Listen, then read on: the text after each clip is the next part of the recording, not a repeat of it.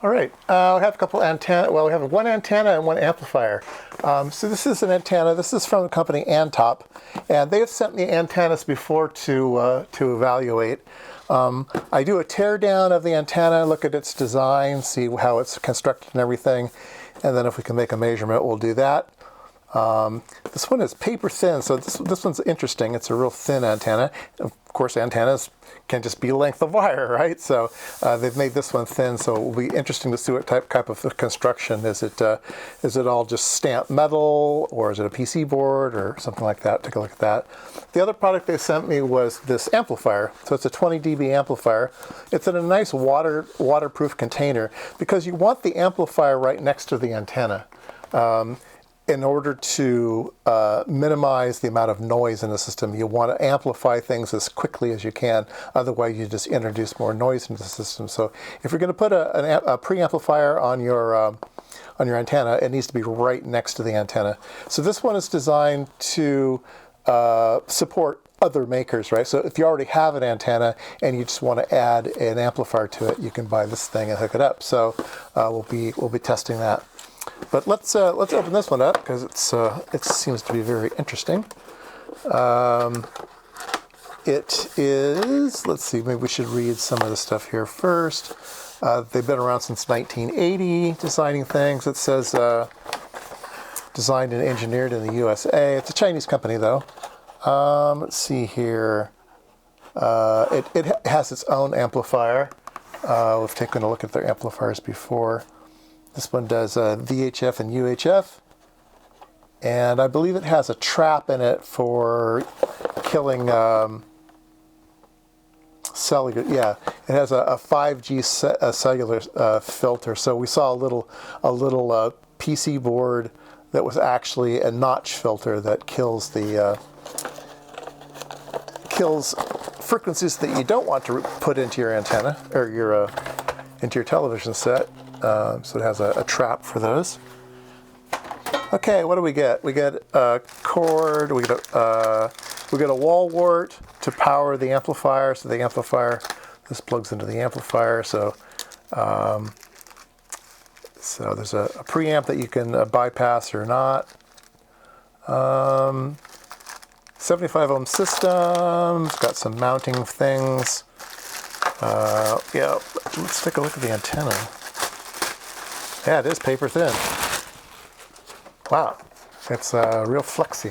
It feels like a piece of hard, thick cardboard. I mean, you know, it's plastic. So, yeah, what does it feel like? Like a binder cover. Yeah, that's what it feels like. It feels like a binder cover. Yeah, it's really thin. Yeah, let's measure it. All right. Stuff is 38 mils, 0.038 inches. Interesting. Okay. Yeah, I mean, this is super durable. You can put it anywhere. But how is it constructed? How can we tell? I'm trying to put a bright light behind it, but it doesn't really transmit light. It's got a couple holes, and it comes with a couple thumbtacks, so you can just thumbtack it to the wall. That's kind of fun. Wow. Wow. Looks like it's hard to get into. Let's see. Can we get into it without destroying it? Or do we care? I don't think we care. Wow.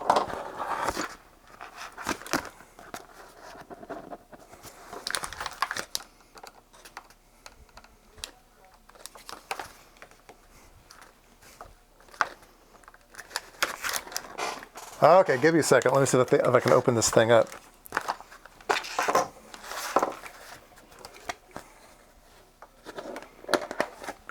Do we want to measure it first before we kill it?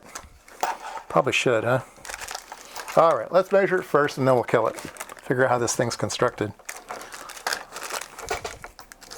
Okay, I'm sorry the way the things are laid out here. I have to reach right in front of the camera to push all the knobs and stuff, so bear with me. I'm going to set the start frequency at 500 megahertz. VHF frequencies, VHF. I think that's right. So we're going to start at 500 and we're going to go to, let's start at 300 just in case. 300 megahertz. We'll go to 300 to 1300. There we go. We'll span 1 gigahertz from 300 megahertz to 1.3 gigahertz. We're going to do a sweep. Let's see here. Power's fine. Menu. Let's see here. We want to do a reflection measurement.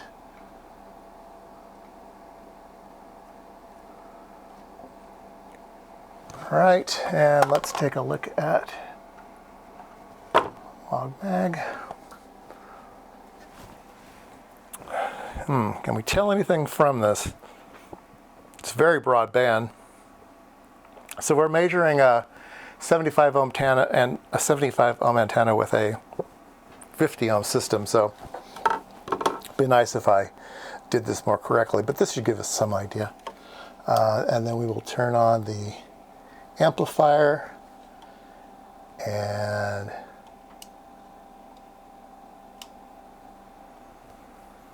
does seem to have some places where it's more resonant than others. Like we're getting an SWR of, this is from 600 megahertz to 700 megahertz, from 600 to 800 megahertz is probably the VHF bands. I haven't checked, but it's doing about an SWR of 1.4 to 2, somewhere around in there. Not terrible. And then over here, it's got a good section at around 1200 megahertz. So I don't know, it's just very, very broadband, kind of everywhere. All right, well, let's see what else we can learn. This is the amplifier here. Let's see if we can't crack this thing open. Man, this stuff's built well, that's for sure. It's hard to get it open. There we go. There we go. So we have an interesting little design. I kind of like that. Let's see. Let's take a look at it. Yeah.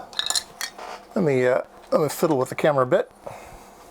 So on this side we have some inductors here, little wound inductors. On this side we got lots of RF type stuff. Let me guess I can point with this. Let's see, this is the antenna comes in here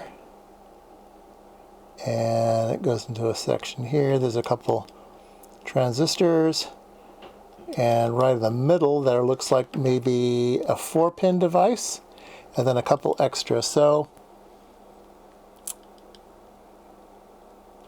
these might just be diodes, I'm not sure, but I think this is probably the amplifier here, and then maybe a drive for the output, just a booster for the output.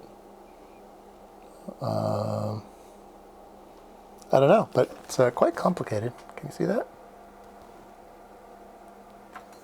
All right, I changed the lens so we can take a little bit better look at this. So I guess the antenna comes in on this side. And there's a bypass here if you don't want to go through the amplifier, you can bypass it. And there you go. Looks like good construction.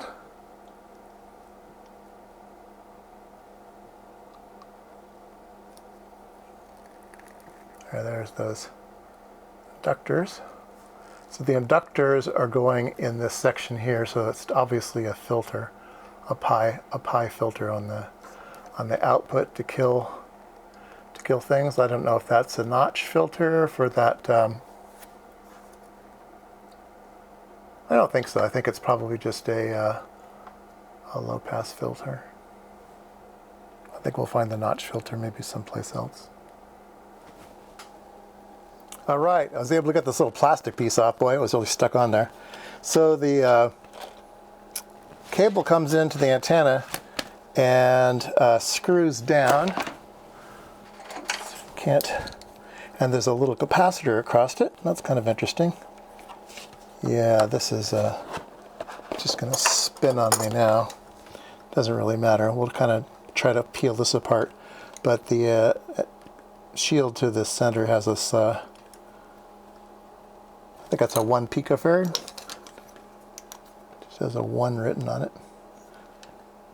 Something like a 1 picofarad sitting there. But everything else is sandwiched in this plastic. Ah, there we go.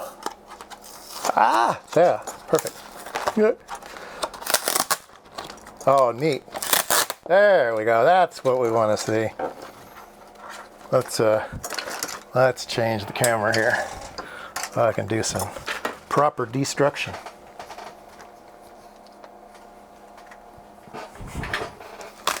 Okay.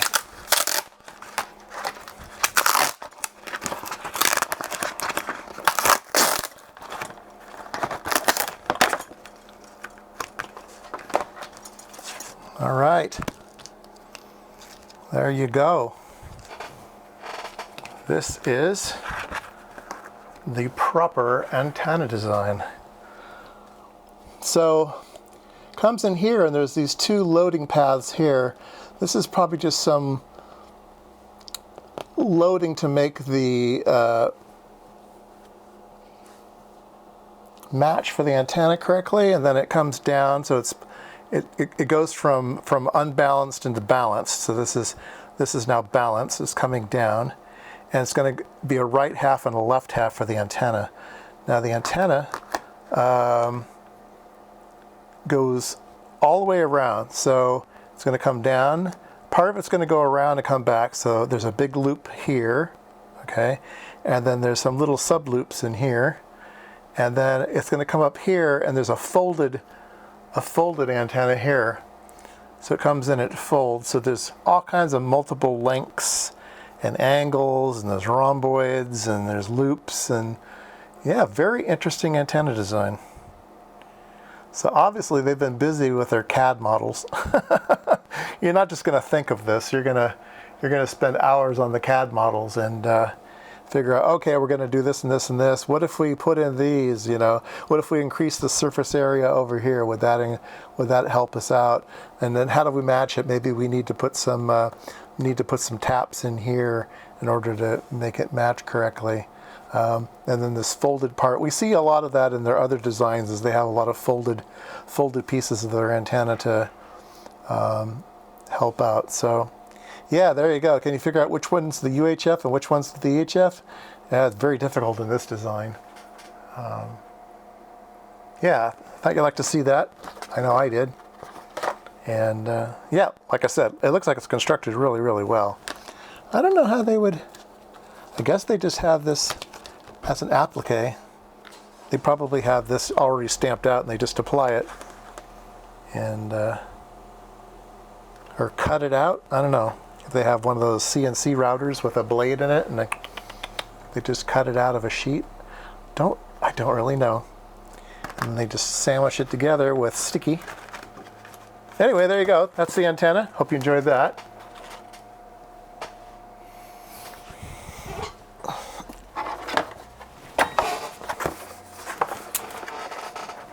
All right. Again, that was the ANTOP paper-thin Smartpass. It's the AT-133B, if you're interested in it. It says it's omnidirectional. It does VHF, UHF. It says it has this trap for the 5G stuff. So that must have been that little filter that we saw in the amplifier, those little inductors and stuff for the 5G filter. It says it blocks 3G, 4G, and 5G signals for noise-free reception. And then it has the little amplifier. It's probably going to be somewhere between 10 dB and 20 dB. I think the last one I measured was a 10 dB gain. The other one they sent me, I think, is a 20 dB gain. So yeah, so in the next video we'll do the amplifier and see if we can't measure that one.